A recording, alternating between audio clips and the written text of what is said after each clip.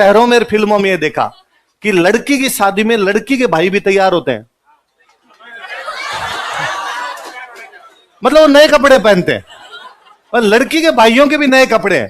ये गांव वाले शादी में हैं, भाई साहब मेरी बहन की शादी और मैं उसमें नए कपड़े पहन लो, हमारे घर वाले कूट दे।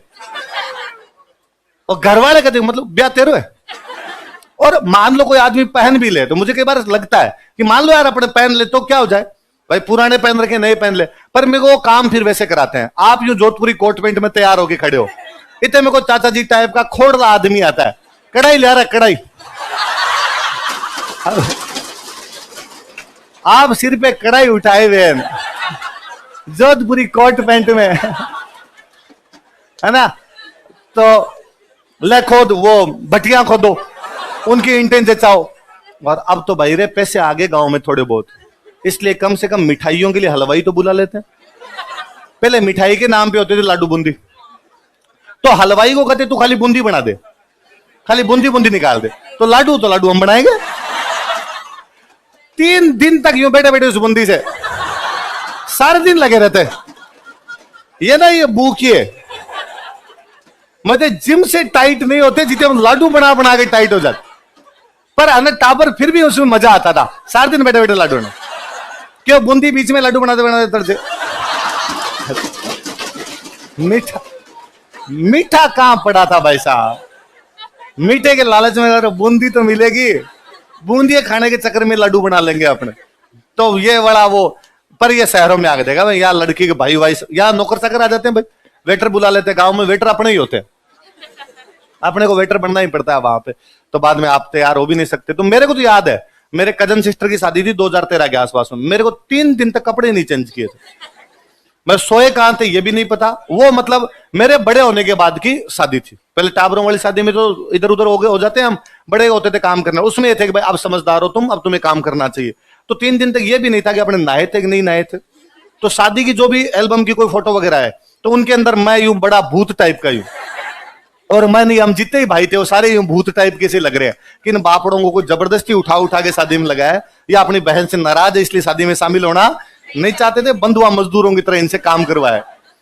और अब कब तो नहा लो, और इधर कोई कुछ ही काम कर रहा है, कोई कुछ ही काम कर रहा है, ये तक काम करवा लेते हैं, बर्तन मंजवा लेते हैं, मांज लो बर्तन, क्या है इसके अंदर। तो आप वो लगे हुए, आप घर के अंदर बर्तन मांजने के लिए भी लगे हुए हो। तो गांव वाली शादियां भयंकर हो, इसलिए मैं कहता हूँ शहर अच्छे हैं। ऐसा रे गांव वाले तंग करते हैं फालतू का। हाँ, अब जाके थोड़ी बहुत जिंदगी थोड़ी ठीक हुई है कि पैसे आ गए, इसलिए हलवाई उलवाई बुला लेते हैं, वेटर वगैरह तो अब भी नहीं बुलाते, अभी पैसे वाले लोग हो रहे। तुम क्या जानो रमेश बाबू हम जानते हैं, जीव जाने। और 2-3 साल पहले हमारे तो बुआ जी की बेटियों की शादी थी, तो बात भरने के लिए गए हुए थे, खाना वाना खाया, बर्तन ले जाके उधर रखे। इतने हमारे एक ताऊ जी टाइप के आदमी है, उनका बर्तन छोड़े क्यों, तो खाना खा के बर्तन छोड़ेंगे तो बाई को घर है मांझ लो। अरे ऐसे कैसे साफ किए जाए यार, इनके घर पे, रिश्तेदारों घर पे नहीं, बेटी के घर पे बर्तन मांझे जा सकते हैं, लो साहब बर्तन मांझो। तो टाबरों को उधर बिठा दिया बर्तन मांझने के लिए, ना बाई को घर है, अपनी बाई है। मैं ये बाई वाला काम ठीक है तुम्हारे, हाँ तो करवा लेते हैं भाई गांव वाले। तो मालदेव जी के वो 2 जो बंदे बाहर बैठते हैं, लूणकरण को बिठाया, मालदेव जी ने आराम से अपने फेरे संपन्न किए। जाते समय महिलाओं द्वारा गाया जाने वाला इस बार प्री में क्वेश्चन था, उसका एक ऑप्शन ये था, क्वेश्चन दूसरा था, और उसमें एक ऑप्शन ये दे रखा था कि क्वेश्चन तो पूछा था आणो क्या है, उसके नीचे एक ऑप्शन ये था। हम पढ़ेंगे आगे, वो भी पढ़ लेंगे क्या था, पर कम से कम ये तो नहीं है, क्योंकि वो उसमें एक ऑप्शन था कि महिलाओं द्वारा बारात का डेरा देखने जाते समय गाया जाने वाला गीत। नहीं भाई, उस समय जो गीत गाया जाता है गीत कौन सा होता है, तो भाई जैसलमेर की सारी महिलाएं तो जल्ला गाती हुई मालदेव जी का डेरा देखने के लिए चली गई। दुल्हन घर से बाहर निकल नहीं सकती, दुल्हन पे तो यूं पूरे वो प्रतिबंध लागू हो जाते हैं, भाई आप तो घर से बाहर नहीं निकल सकते। पर अब उमा दी की सहेलियां उमा दी को आके बाहर से बताए, अरे क्या बारात आई है तुम्हारी, भयंकर बारात आई, बाराती है, अरे तुम्हारे पति भी कितने शानदार लग रहे हैं सज धज के एकदम। उमा दे को भी लगेगी यार सब इतनी अच्छी बारात है तो मैं भी देखूं, पर अब उमा दे देखे कैसे। तो आज का टाइम हो तो उमा दे मालदेव के पास मैसेज कर दे, आना का please send some pics of डेरा, और मालदेव जी भी कह देगी ये मैं हूं।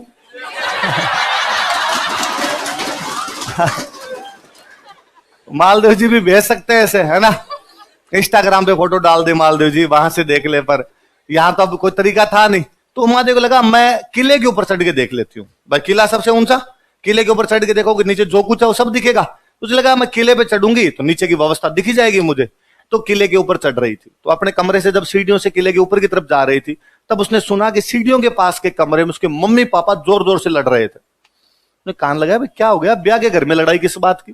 और लूणकरण जी अपनी रानी को कह रहे थे कि आज जैसे ही मालदेव फेरों में आएगा मैं मालदेव को मार दूंगा। वो बेचारे कैसे मार दोगे अपना जवाई? उसने जवाई लिचड़ आदमी 10 दिन पहले अपने बैठे करने के लिए आया था और डर के मारे इससे लड़ाई कर नहीं सकते, इस चक्कर में तब पैसे देके वापस भेजा था और आज बाई ब्याहनी पड़ रही है, बेटी देनी पड़ रही है। वरना इस आदमी को मैं घर पे नहीं चढ़ने दूं। जमाई बनाने की बात तो बहुत बड़ी है। अब इसको वैसे तो मार नहीं सकते युद्ध में, तो आज फेरों में जब आएगा तो अकेला आएगा, और जब अकेला आएगा तब मारेंगे इसको, वहां पे बैठे को मारेंगे। धोखा करोगे? उसने कहा धोखे वोखे छोड़ तू, आज मारेंगे इसको। अरे तो अपने बेटी का भविष्य बाद में क्या होगा? कहा सती कर देंगे, इसको मारेंगे आज। और यदि तूने किसी को बता दिया तो पहले तेरे को मारूंगा। वो बेचारी डाकी से डरे उससे, तू जाने तेरा काम जाने, तेरी बेटी है मेरी बेटी तेरी भी, अब तू मारना ही चाहता तो मार मत, क्या ही कर सकती हो। उमादे ने जब ये बात सुनी तब उमादे बेचारी पसो पैस में कि अब किसका साथ दे।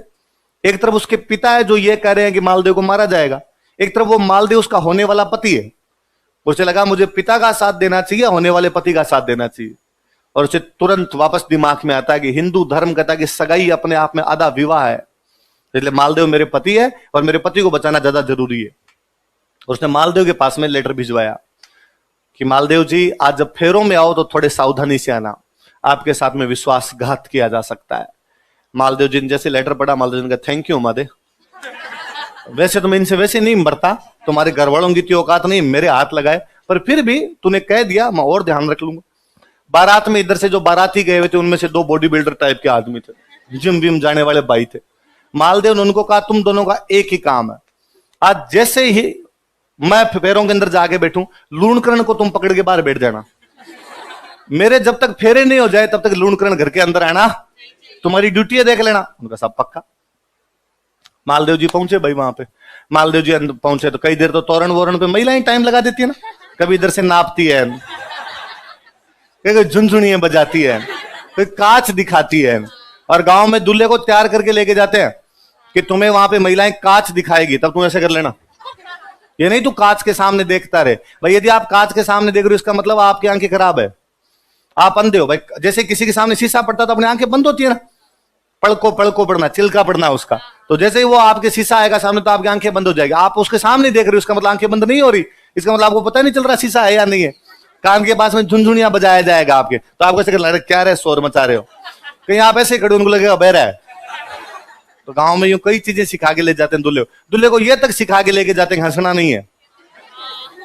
इसलिए गांव का दूल्हा कभी भी अपनी शादी में हंसता बेहद सीरियस मोड में रहता। गांव वाले दूल्हे की आप शादी के एल्बम देखो, सब में